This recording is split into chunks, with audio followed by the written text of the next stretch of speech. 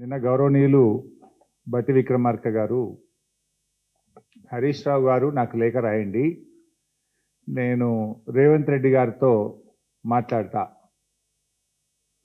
ఇప్పుడు రేవంత్ రెడ్డి దొంగ, రేవంత్ రెడ్డి బావమరిదే మొదటి లబ్ధిదారుడు, ముఖ్యమంత్రే ఈ అవినీతికి సూత్రధారి పాత్రధారి అని నేను చెప్తుంటే రేవంత్ రెడ్డితో నువ్వు మాట్లాడతా అంటే ఎట్లా? Is it not a joke? ఇది ఎట్లుందంటే బట్టి గారి ప్రెస్ మీట్ చూస్తే ఉల్టా చోర్ కోత్వాల్కు డాంటే అనే సామెత గుర్తొస్తా ఉంది.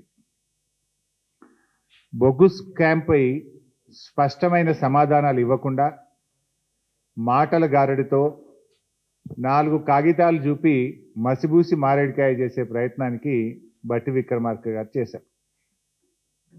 అసలు ప్రశ్న ఏంటో ప్రశ్నకు సమాధానం చెప్పకుండా సంబంధం లేని డాక్యుమెంట్లు చూపిస్తూ ప్రజల దృష్టిని, మీడియా దృష్టిని మరల్చేటువంటి ప్రయత్నం చేసినారు గౌరవనీయులు బట్టి విక్రమార్క గారు. సింగరేణి స్కామ్కు ఎవరు బాధ్యులు, ఎంత నష్టం జరిగింది, ఎవరు లబ్ధిదారుడు, ఇవి 3 బేసిక్ క్వశ్చన్స్. లబ్ధిదారులు ఎవరు, నష్టం ఎంత జరిగింది, బాధ్యత ఎవరిది. ఈ 3 కీలక ప్రశ్నలలో ఒక్కదానికి కూడా బట్టి గారు సమాధానం చెప్పకుండా దాటవేశారు. ఈరోజు దేశవ్యాప్తంగా సింగరేణి బొగ్గు స్కామ్పై దేశమంతా కూడా చర్చ జరుగుతూ ఉంది. కానీ బట్టి గారు మాత్రం, ముఖ్యమంత్రి గారు ఆయన బావమరిది భాగోతం బయటపడకుండా కట్టుకథలల్లి వాళ్ళని కాపాడే ప్రయత్నం చేస్తూ ఉన్నారు.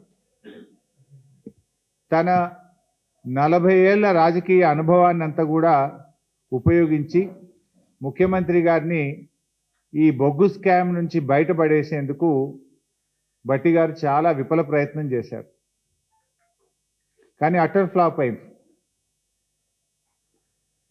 సైట్ విజిట్ సర్టిఫికేట్ అనే అంశంపై బట్టి గారు అబద్ధాలను వండి వార్చారు. వాస్తవాలను దాచిపెట్టి బొగ్గు కుంభకోణం బయటపెట్టిన బీఆర్ఎస్ మీద బురద జల్లే ప్రయత్నం చేసినారు.